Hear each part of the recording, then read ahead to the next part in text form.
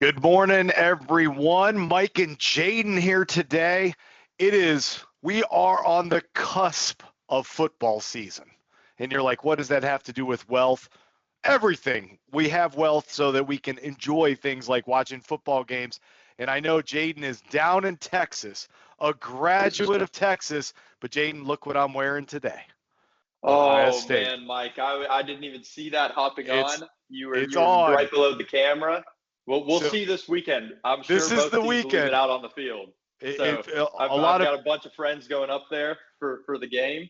Down here myself, but we'll be, I think, rooting for other opposite teams here.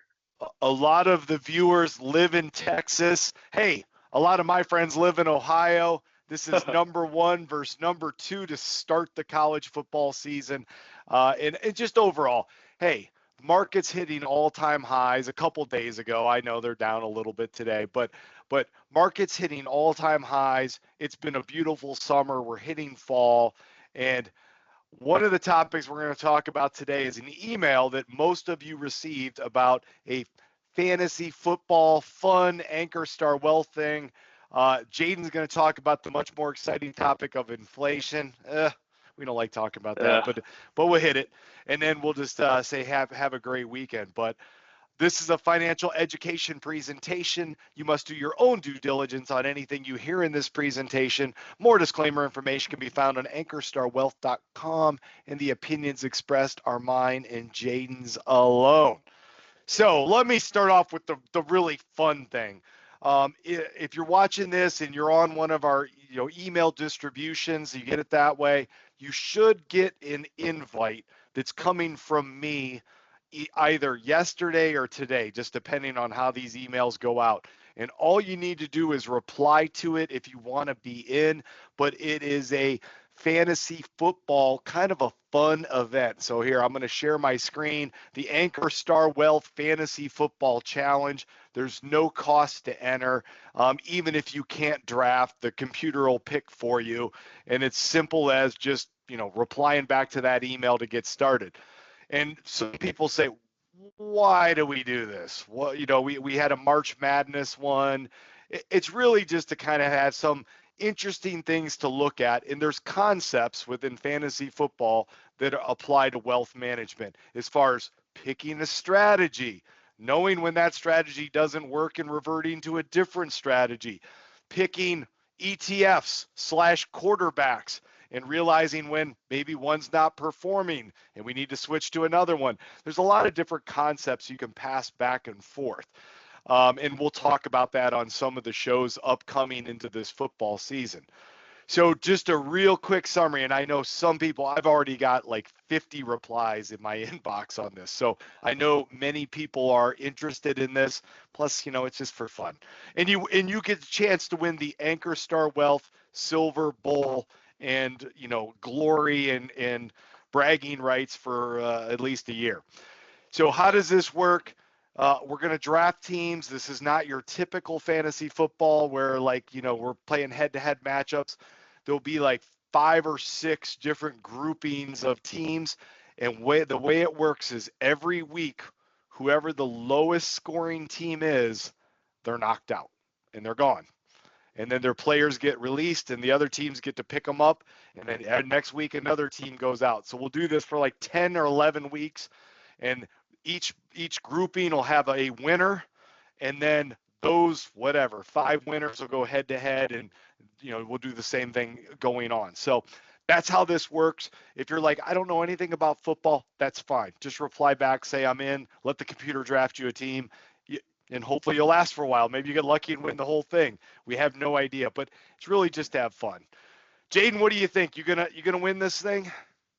Oh, Mike, I've had 2 drafts so far. Both of them, that little, I use ESPN, so there's that little that gives you where you think your team's going to rank at the beginning of the year. And I'm in the top 6 of 12 for both of them. So haven't drafted great, but in the top of the pack, I'm feeling it. I feel like the experience of 2 drafts coming into this Ankerstar Wealth draft, I'll be ready to go. I think Jaden's planning on taking all Texas players. His backfield will be Bijan Robinson and Earl Campbell, Well, right? well, Bijan would be good. Earl might be a little out of his prime. But anyways, I just thought I'd have some fun here, and I'll just say before I kick it over to Jaden and inflation, the summer's kind of over, right? We're going into this holiday weekend. Enjoy your time off. Our office will be closed and the stock market will be closed on Monday, but we'll be back Tuesday. And I will be sending out an email to all the people that want to participate saying, here's your group. The draft is going to be at 8 p.m. I'm going to say Central Time, since a lot of people are Central, so 9 p.m. Eastern. That's when the draft is. You'll get an email with the instructions. And like I said, worst case, if you can't go in, the computer will draft for you. So, and if you have any real questions, feel free to reply back to that email. Let me know. This is meant to be fun. Don't take it too serious. If you get knocked out early, it's not the end of the world because it was free. And we'll pull some lessons out of this as we go forward. So with that, I will turn it over to Jaden, and he will talk about inflation. Inflation. Mike, I can't say that my topic here is going to be as fun as fantasy football, but we'll try to get through it quickly, and hopefully people can learn a little bit just off the headline number. So seeing my screen here, Mike, if we do, we can see this is essentially the headline that you're going to get pretty much across any business news. You'll see core inflation rose to 2.9% in July, highest since February. And you ask, what exactly does that mean? So essentially, each month, the Bureau of Economic Activity takes data and says, all right, for a bunch of different categories, where are prices compared to the last month? And so if we scroll down a little bit here, I like always looking at the month over month data. Oh, having a little bit of trouble scrolling. There we go. I like looking at the month data over here, and you can see a couple things here. You've got, okay, you were up 0.1 percentage point from the June level, 2.9% seasonally adjusted annual rate, core PCE index 3.3%, and there's like 90 different numbers here. But this is the core thing that matters. So on the monthly basis, which is this sentence I've highlighted, the core PCE index, which is PCE, which is essentially what you spend minus food and energy, increased 0.3%. That means that it comes up to about a 2.9% adjusted annual rate, which when we think the Fed, although I'll have a comment on that in a second, typically targets around 2%, meaning that when they raise rates, they're trying to restrict kind of economic activity and get inflation down to 2%. And when we think, oh, there should be rate cuts around the corner, rate cuts are priced in. I actually haven't looked at the market action this morning, but I would imagine that people are a little bit less certain that we'll get a rate cut in September now, especially given this high inflation print. And it's important to note that even though it's at 2.9%, everybody kind of expected this. This is all in line with expectations. So like Mike said, the market's moving down a little bit. If I tab over here, it's moving down a little bit. Sorry, this is crypto. But if we go to the actual US markets, okay, the NASDAQ's now down 1. So we're sliding a little, but it's not a drastic move when we think something like the tariffs in April. Those were huge moves. So the market had kind of expected this. Print is a little bad, but it's nothing crazy. And yeah, you can see that sentence here, central bankers target inflation at 2%. So in a month when they come to lower their rate, which we think lowering the rates typically increase economic activity, which overall, due to a multitude of factors, can oftentimes lead to increased stock prices, which is good for the market, Jaden, good for your investments. I'll throw in a question on the fly because I get this question a lot, and I think it's a very valid question. You said the Fed targets a 2% inflation rate. And here would be the question. And I'll see what your answer is, and I'll throw in my 2 cents. But sure, why 2%? Why if inflation is so bad, if it's such a bad thing, why don't they target 0? Why don't they target 0? What's your opinion on that? Yeah, I mean, I think that it's a good question because you're like, inflation. Nobody likes inflation. My goods cost more. Everything's like that. But when you think of the antithesis of inflation, you get deflation. And what does deflation mean? That means that prices are actually coming down, which typically means that economic activity is really bad.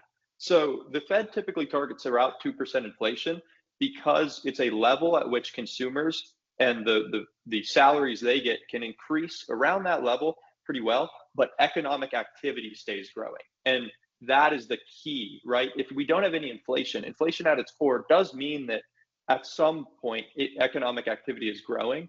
And so the reason why we target 2% inflation rather than 0% is so that the economy keeps growing, which is good for consumers and businesses alike.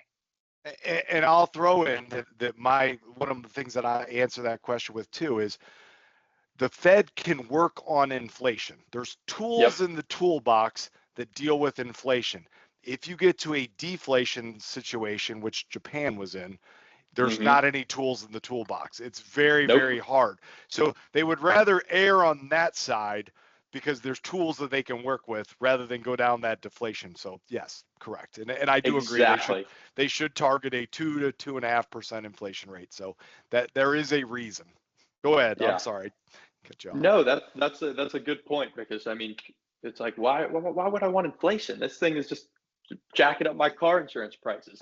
And speaking of jacked up prices, actually, all this data on the headline perspective can be broken down. So I think it's always really interesting to go in and see exactly what's changing, because especially for our clients, I mean, they feel this every day.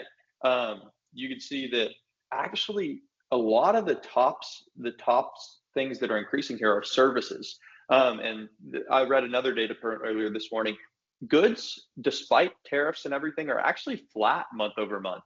And I know there's this huge motor vehicle parts, obviously, up here, but when you average everything out, and there's probably more down here that are negative, the goods are actually flat over the month versus services are up, I think it was 30 basis points. So you can see when you're spending money this upcoming month, probably not the greatest time for an oil change, although make sure you get your car's oil changed because you want to be able to get to work and back. You can see insurance is obviously increasing. Housing and utilities is increasing pretty rapidly, and a lot of that is a rent index. Lots of commentary on the rent index and how it factors into inflation, but you can see it is becoming more and more costly, kind of on your monthly recurring housing and healthcare and insurance expenses. And so I think it'll be important to just kind of watch how the consumer reacts to these type of things. And this month, the consumer was very strong. I think spending was up 0.4%, when you think that's actually more than PCE. So it means people are spending more money